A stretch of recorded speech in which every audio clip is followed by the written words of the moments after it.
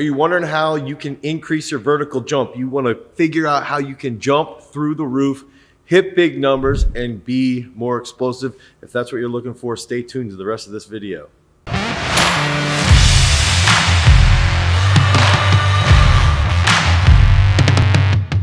What's up, everybody? I'm Dane from Garage Strength, and I want to cover the topic of plyometrics, what they are, and how they work and how they function so that they can improve your vertical jump.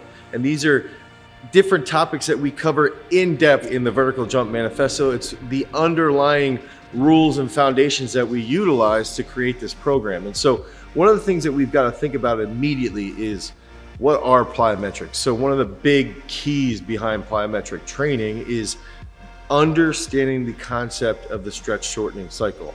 And so what is the stretch shortening cycle? The stretch shortening cycle is when a muscle is rapidly lengthened, when it is lengthened, and then as it lands or grounds or absorbs force, it rapidly shortens, okay? So there's a fast shortening cycle, and that is what leads to this absurd amount of power development. And so if we can think about long jumper planting flat-footed, when they plant flat-footed, they have a lengthened Achilles tendon, and that is that eccentric portion. And then as they take off through the concentric movement, now that Achilles in the gastroc shortens rapidly, and they plant, and after they plant and take off, hopefully achieving a monstrous long jump, right? And it's the same for a triple jumper. It's the same for if you're testing your vertical jump. It's the same principle if you are walking down the street, or for me, when I was in college, one of the best examples I can provide you of a stretch shortening cycle and what it is and why our body has this, it's for a defense mechanism. So I want to share this where I'm walking down the steps at the hub at Penn State, and I'm going down, and I stepped and I rolled my ankle off the step, and I grab and I jolt really fast. But what ended up happening is my ankle rolls, and the outside of my calf stretches rapidly, and then the protective mechanism is done to shorten rapidly to protect that muscle from tearing.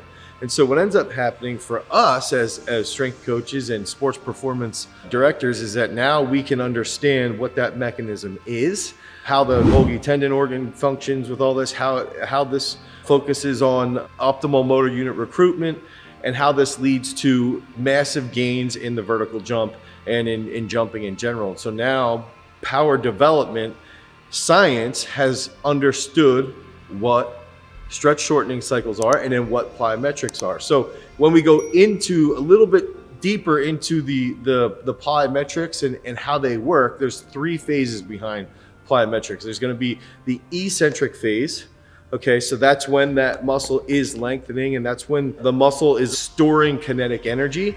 And at that point, think about one of the best examples that you can utilize is, think about a rubber band stretching. Okay, if you stretch it too much, it's going to tear.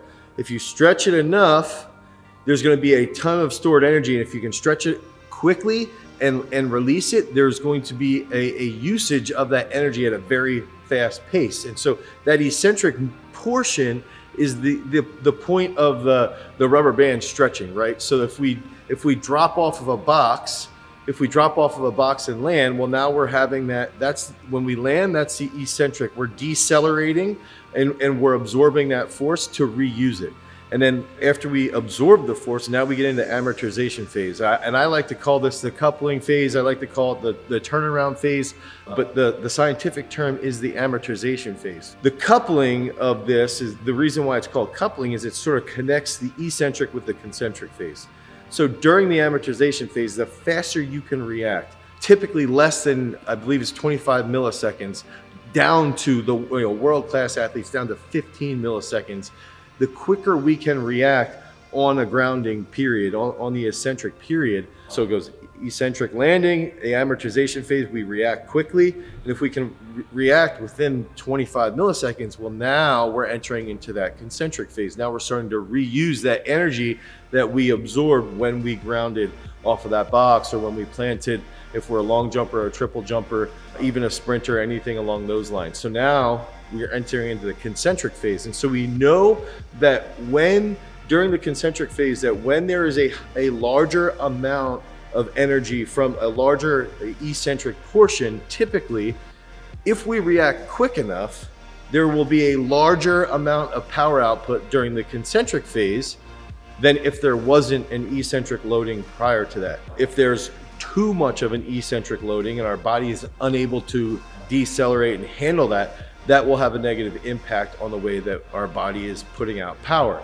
So the key behind utilizing plyometrics is finding that happy medium between a strong eccentric portion, a rapid amortization phase, and then entering back into a rapid concentric movement. So if we think about doing sequenced hurdle hops or stair jumps or single leg bounds, when we're doing a single leg bound and we ground, that eccentric phase is when we ground, then there's a very slight pause, and that coupling phase then turns into concentric energy being pushing your body forward. Okay, and so that's the reuse. That's how we reuse that eccentric or kinetic energy, and that's the same if we're doing those hurdle hops and we land, we hit, and we want to react quickly. We ground and we want to react quickly. So the usage of plyometrics is all around teaching our body how to absorb force, how to reuse it as rapidly as possible, and ultimately utilizing strength gains that we might be making in the weight room, that we might be making on the competitive field, and learning how to apply those strength gains at a faster pace. So plyometrics play a very, very important role in power production, in force production, in speed, in force development. And it's important to understand what are the mechanisms. If we can think back, the mechanism typically almost entirely is going to be the stretch shortening cycle. And that stretch shortening cycle, learning how to manipulate that stretch shortening cycle, learning how to absorb force off the eccentric phase and to react through the amortization phase and to apply into the concentric phase. Those are the absolute keys behind plyometrics. If you like this information, head over to garagestrength.com. You can pick up the Vertical Jump Manifesto today. Please like, subscribe, share this video all over the internet. Peace.